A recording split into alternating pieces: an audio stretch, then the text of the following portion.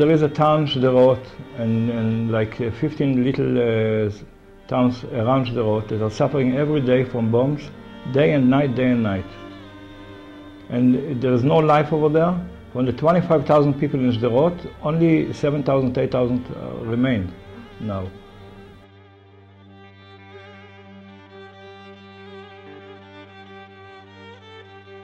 Because they cannot live this kind of life that every minute they hear this sirena and the bombs.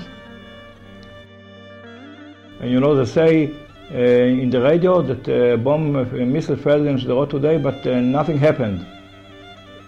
What does it mean nothing happened? Nobody got killed, but the neshama got killed, the soul got killed. Because so many children from each missile that's falling down, tens or hundreds of children are getting scratching in their neshama, in the soul. Trauma for the rest of their life. Nobody can take it out from them. So they killed a whole town in Eretz Yisroel. And now they want to do the same thing for Yerushalayim, Tel Aviv, and all over by giving the same that they did in Gush Katif. They want to do it in Yehuda v'Shomron. From Yehuda v'Shomron to Tel Aviv and Yerushalayim is even closer than from Gush Katif to the Negev. And the missiles are coming to Ashkelon already from Gush Katif.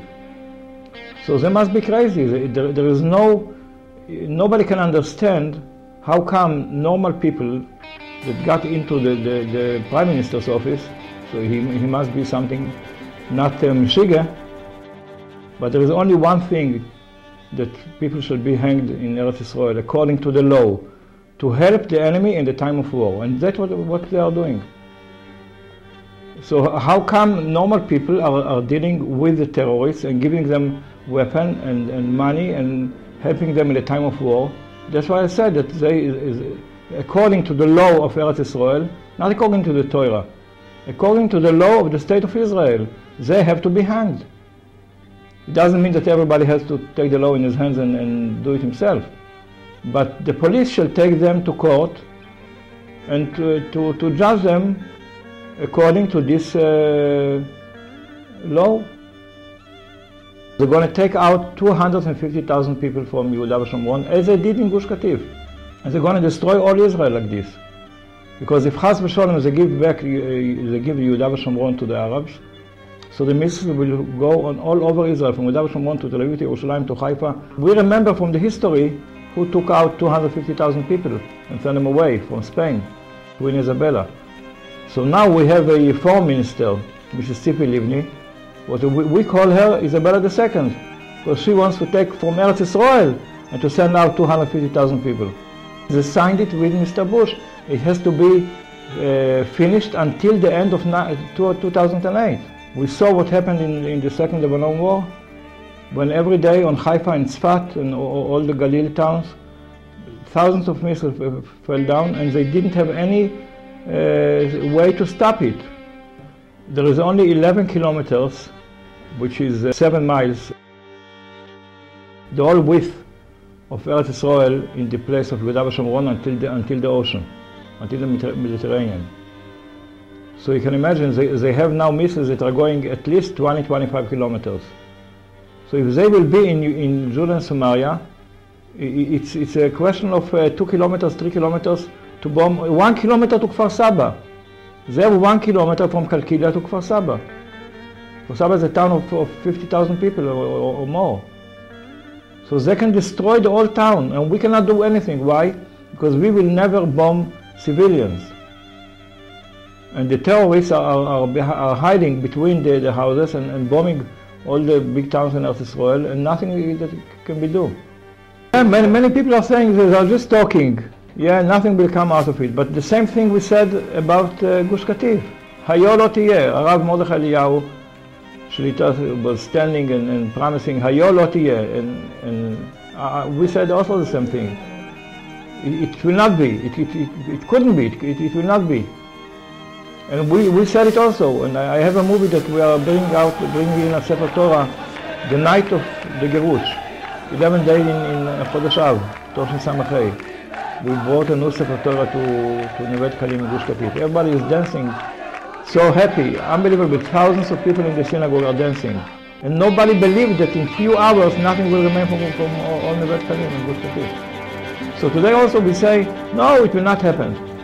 But it's happening. It is happening.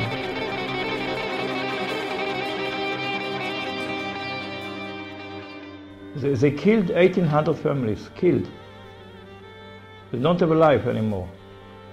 Hundreds of Gittin, Rahman al-Islam, separate families.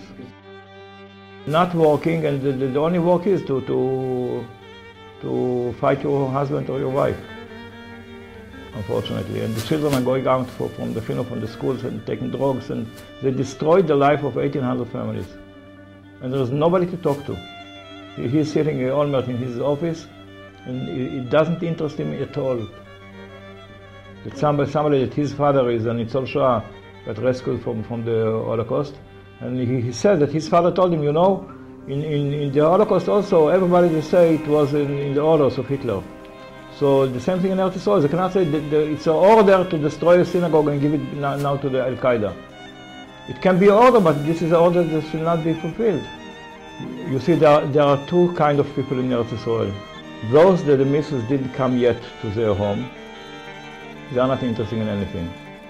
They have to work, they have to bring money for the wife and the children, and they are just not interested at all. They say, we have a government, they should break their head. And the other side are those in Sderot that are suffering. And they are suffering so much that they don't have even this kind of mind to go fight. Because they don't have money, they don't have parnasa, and they are suffering from the bombs. And they say, you know what, they lost the ratzon, the will to live.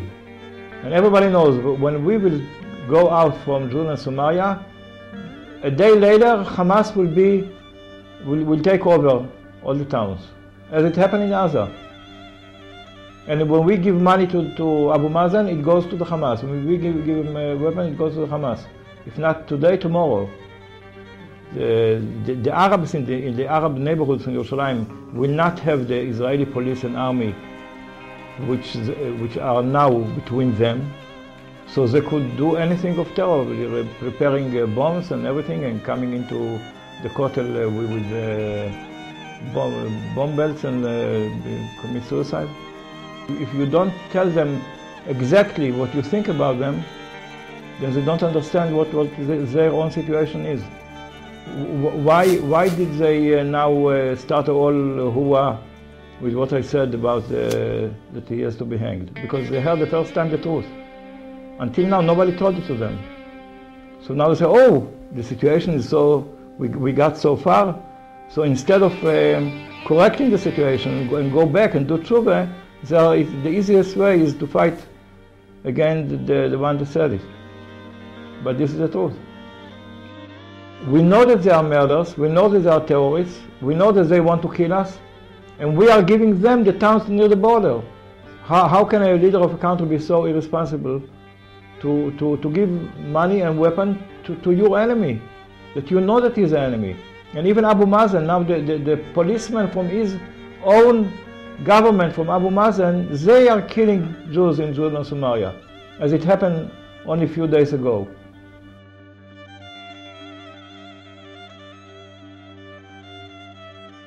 That's exactly what I'm asking, why everybody is silent. I don't have to be their lawyer to say the reasons why they are quiet. But there are many rabbis that are not quiet, like Rabbi Druckmann, Rabbi Axelrod. There are many rabbis. When we made a demonstration in Tel Aviv, Rabbi Yoram Agargel from Netivot came, Rabbi Meir Mazuz, big Rosh Hashiva from Bnei Brak, Rabbi Yaakov Yosef, the son of Ovadia Yosef. There are many rabbis that are not afraid, but unfortunately there are rabbis that are getting the salary from the government, and they are afraid for their seats and their parnasa. So maybe this screws a little bit the head. They're taking 60 million people to a Holocaust, Chas v'Sholom, and everybody is silent. This is the real Chilul Hashem. But if somebody speaks the truth and does what he have to do, this is not Chilul Hashem, this is Kiddush Hashem.